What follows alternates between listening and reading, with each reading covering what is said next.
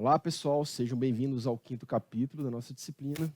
E nessa disciplina, aliás, nesse capítulo, vamos falar sobre JavaScript assíncrono, que é um tema bastante interessante.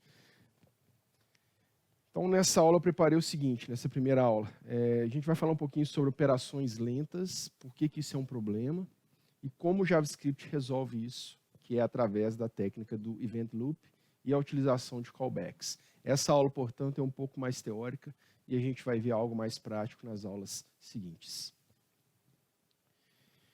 Muito bem, então em JavaScript existem operações que podem ser lentas, não só em JavaScript, como em qualquer linguagem de programação, como por exemplo, requisição de dados a APIs ou APIs. Né?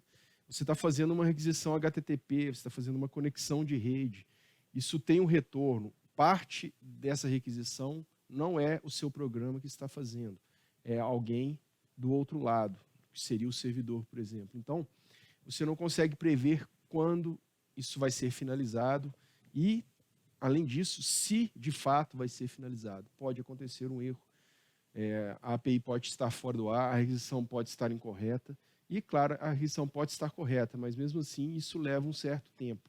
Não é algo instantâneo, na grande maioria dos casos. Então, isso é considerado uma operação lenta. Outro tipo de operação lenta é processamento intenso de dados. Por exemplo, quanto mais iterações você tem uma dentro da outra, né? Loopings, né? Quando você percorre o vetor, você tem um loop. Se esse vetor tem 2 dimensões, ele vira uma matriz, você tem 2 loops para percorrer. E quando tem 3, aí são 3 loops, e isso cresce exponencialmente, dependendo do tamanho do vetor, isso demanda tempo também de processamento. E também os algoritmos, né, que a gente conhece aí na academia, podem entrar nesse tipo de caso aqui. Outra questão é a comunicação com o banco de dados, que o front-end não faz diretamente, mas isso é muito mais comum no back-end, e considerando o JavaScript, a gente tem o Node.js que faz isso. Esse tipo de comunicação também pode ser lento, porque é semelhante à requisição HTTP. O banco de dados pode estar muito ocupado, pode estar fora do ar, a requisição, né, a consulta, select pode estar incorreta, e diversas outras coisas que podem acontecer. Então, você também não sabe quando isso vai retornar para você. Então, isso pode ser considerado lento. Então, não é interessante que você faça isso de maneira comum, seguindo, programando linha a linha, de cima para baixo, aguardando que isso se encerre para continuar a execução das demais instruções do seu programa. Por quê? Porque isso vai gerar lentidão, o usuário vai perceber isso e, em muitos casos, ele vai abandonar o seu programa. Isso pode gerar uma alta taxa de rejeição do seu programa. Então, como é que o JavaScript trata isso? A principal técnica aí nem é do JavaScript em si, mas é do ambiente onde o JavaScript está hospedado. No caso aqui que a gente está vendo nessa disciplina, é no ambiente web, né? É no navegador. Então, o navegador ele tem algo ali que se chama Event Loop, ou loop de eventos. O Node.js também tem isso. A grande maioria dos ambientes de JavaScript vai ter esse Event Loop, e ele vai ajudar a trabalhar isso aí. Né? Isso é feito como? A ideia é que o JavaScript não espere o término de instruções lentas. Tá, não vai esperar, mas e aí? E aí que a gente tem que aprender algumas técnicas para conseguir conciliar esse tipo de coisa. Então, é o que a gente vai ver nessa aula. Então, a ideia do Event Loop está ilustrada aí nessa figura. Né? Eu até deixei uma imagenzinha funcionando, que eu peguei de um site, mas eu vou mostrar o site, eu acho que lá está melhor detalhado, mas essa imagem mostra como é que o Event Loop trabalha para a gente. Então, o que é o Event Loop? Antes de chegar no Event Loop, vamos seguir passo a passo aqui. Então, quando você tem, né, um programa tem várias funções e instruções que vão ser executadas, e isso é armazenado num lugar na memória chamado call stack, né, que é a pilha de invocações ou pilha de chamadas aí. Então, por exemplo, você tem uma função A, que dentro da função A tem a função B, e dentro da função B tem a função C. Então, entra na pilha a função A, mas dentro da A tem a B. A B sobe na pilha e depois vem a C. Aí a C executa, sai da pilha. A B executa, sai da pilha. A executa, sai da pilha.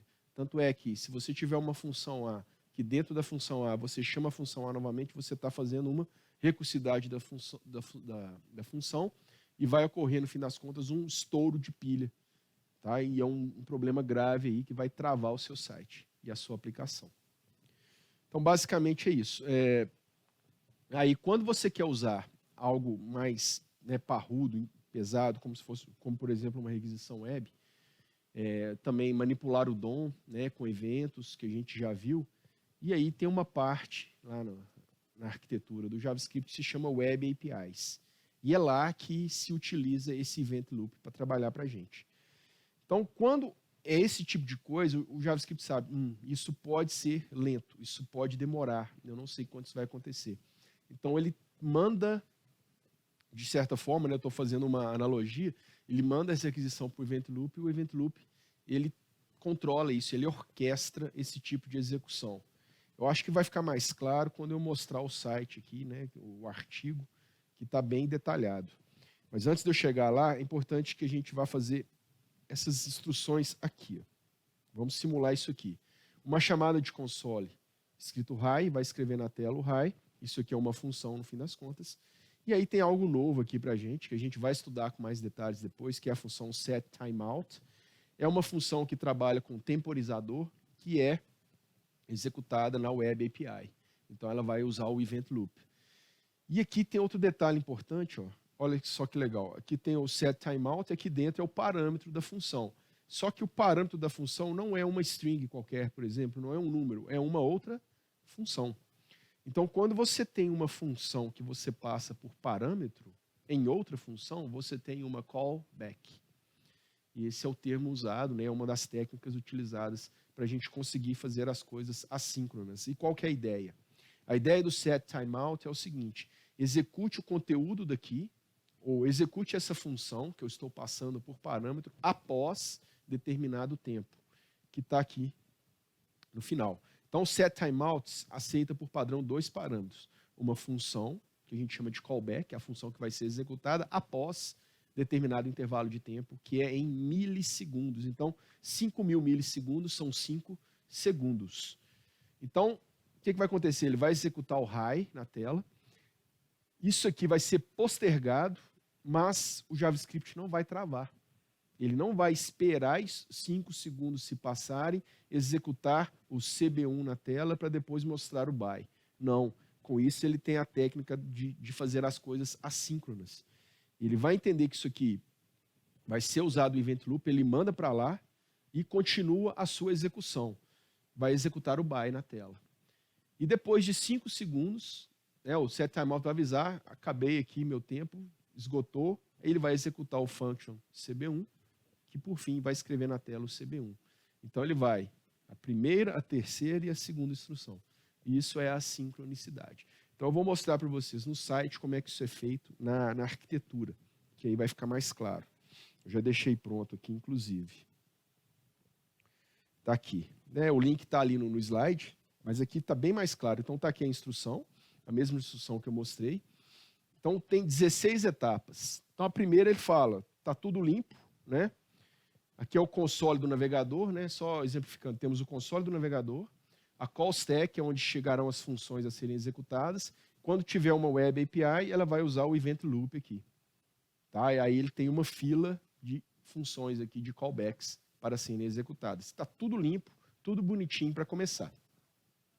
Vai chegar então a instrução console log hi. Então ela entra na call stack, né? Na pilha de chamadas aqui. Só isso que acontece no segundo momento. No terceiro momento, a função é executada de fato e é escrito, né, o trecho hi no console do navegador. Mas a função continua sendo executada ainda, né, em determinado momento, né, simulando uma coisa mais lenta, aí, porque isso aqui é instantâneo. Por fim, esse console hi é removido da call stack, porque ela terminou de ser executada, e o console continua com a mensagem aqui. A primeira instrução está concluída. Essa aqui é a mais simples de todas. Agora, na quinta etapa, começa o setTimeout, que passa a função CB1, que vai ser executada posteriormente, né, como a gente viu, após 5 segundos, ou 5.000 milissegundos. Então, a primeira etapa é a mesma coisa, entra na call stack. Aí ele vai entender, né, ele vai ver que é algo que vai usar o Web API, então ele vai criar um timer aqui lá na camadinha de Web API, e vai guardar a funçãozinha aqui para ser executada depois, que seria o callback. Né? Depois, ele tira da call stack, mas não executa. Perceba que não tem nada aqui. Está trabalhando aqui na Web API, na camada da Web API o timer.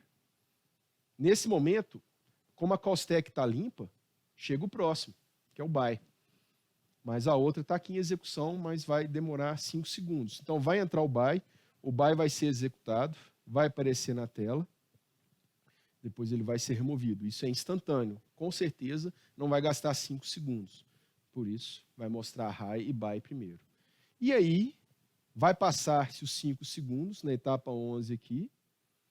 Aí o timer vai falar, ok, terminei, segurei aqui por 5 segundos, entra o CB1, o callback que estava lá dentro do timer, entra lá na callback queue, que aqui na verdade é uma fila, né? Queue em inglês é fila, stack é pilha.